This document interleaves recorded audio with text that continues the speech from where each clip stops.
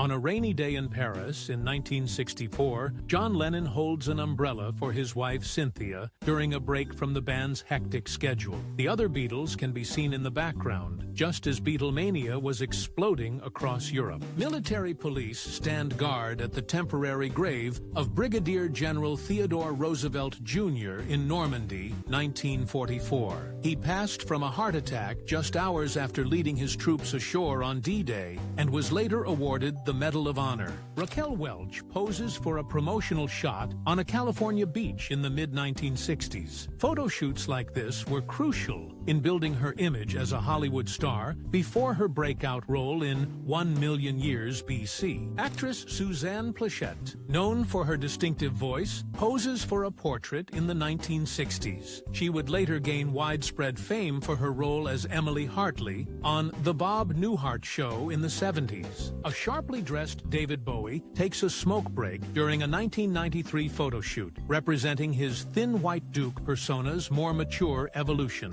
This sophisticated look coincided with the release of his album Black Tie, White Noise. This famous photo shows Albert Einstein's desk at Princeton, taken on the day he passed in 1955. His office was left untouched, showing the complex equations he was working on right until the end. Jamie Lee Curtis is seen in a 1980s photo shoot, around the time she was breaking away from her Scream Queen image. Her role in the 1983 Satayofori 22 Trading Places opposite Eddie Murphy solidified her status as a versatile leading lady. A unit of decorated Soviet female snipers poses for a photo during World War II. Over 2,000 women served in this role, with many becoming highly effective soldiers on the Eastern Front. A French civilian pours a drink for an exhausted British soldier during the Battle of Normandy in 1944. These small moments of kindness were often captured amidst the widespread chaos of the liberation of France. A future president, Jimmy Carter, works on his family's peanut farm in Plains, Georgia. Around 1960, he would later use this farming background to build his image as an honest, hard-working politician. The forward torpedo room of the German submarine U-505 reveals the cramped and complex inner workings of a WW-era U-boat. This particular sub was captured by the U.S. Navy in 1944 and is now a museum exhibit in Chicago. Decades before FaceTime, a woman in Tokyo tests Toshiba's new video phone in 1964. This futuristic device was unveiled to the world during the same year Tokyo hosted the Summer Olympics. Cleveland Indians pitcher Bob Feller unleashes his famously powerful fastball in a 1940s game.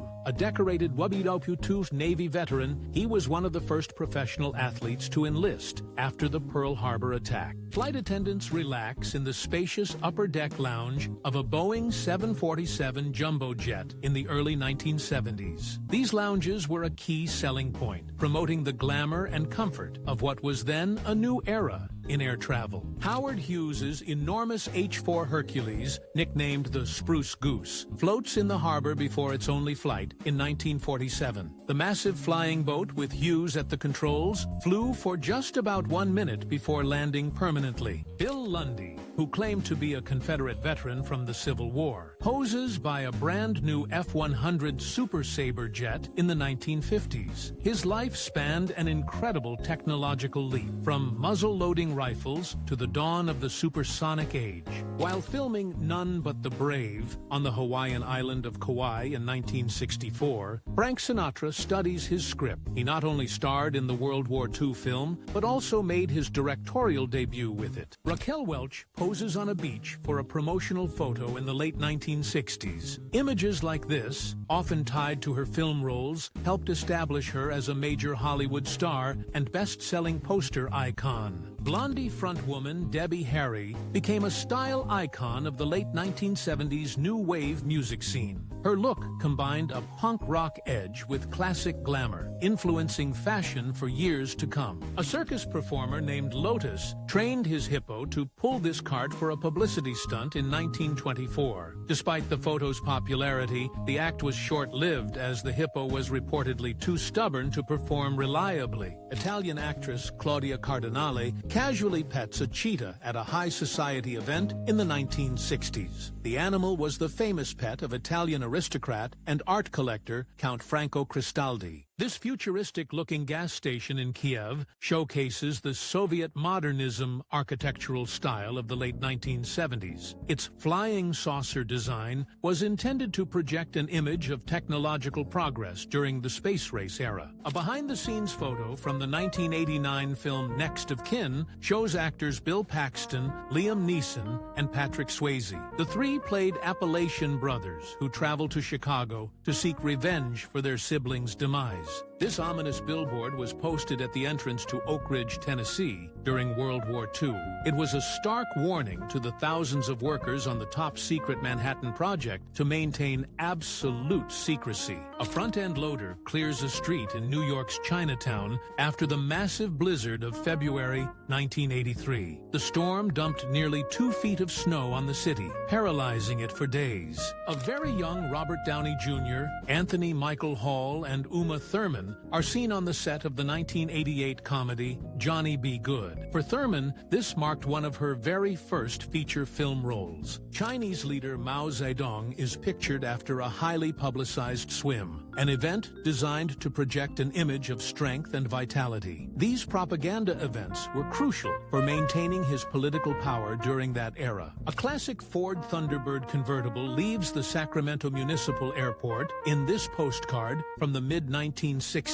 The scene captures the distinctive Googie architectural style popular for airports and roadside attractions of the time. Audrey Hepburn shops with her pet fawn, Pippin, in a Beverly Hills grocery store in 1958. She adopted the deer after it was used in her film Green Mansions, and the two were reportedly inseparable for a time. Hollywood royalty Debbie Reynolds poses with her daughter, Carrie Fisher, around 1973. This was years before Carrie would achieve her own stardom as Princess Leia in a galaxy far, far away. The aftermath of the May 1980 eruption of Mount St. Helens shows millions of trees flattened like matchsticks. The massive lateral blast moved at over 300 miles per hour, scouring the landscape for up to 19 miles. The original Michelin Man, known as Bibendum, had a far different appearance in the early 1900s. His mummy-like form was based on a stack of white tires, which many people at the time found unsettling. Actress Pamela Hensley played the villainous Princess Ardala in the TV series Buck Rogers in the 25th Century. Her elaborate costumes and commanding presence made her a memorable sci-fi character of the late 70s. A 1970s high school yearbook photo captures a young George Clooney, long before he became a Hollywood A-lister. He grew up in Kentucky and for a time even considered a career as a professional baseball player. A group of women enjoy a rare snowfall in Jerusalem in a photo from 1921. Heavy snow is an uncommon event in the city, making this scene of a playful snowball fight a unique moment in time. A family shops for a new car in a lot filled with 1957 DeSotos, recognizable by their soaring tail fins. This was the peak of the forward-look design era, a symbol of American optimism and automotive excess. A Chicago kid shows off his custom chopper bicycle in the early 1970s, complete with an extremely long front fork. This trend was heavily inspired by motorcycle culture and movies like Easy Rider. During a 1983 Rolling Stone photo shoot, Carrie Fisher posed in her famous golden bikini alongside Darth Vader. The surreal beach setting created a classic behind-the-scenes image from the original Star Wars era. Soviet hero Yuri Gagarin, the first man in space, stands beside his Matra jet sports car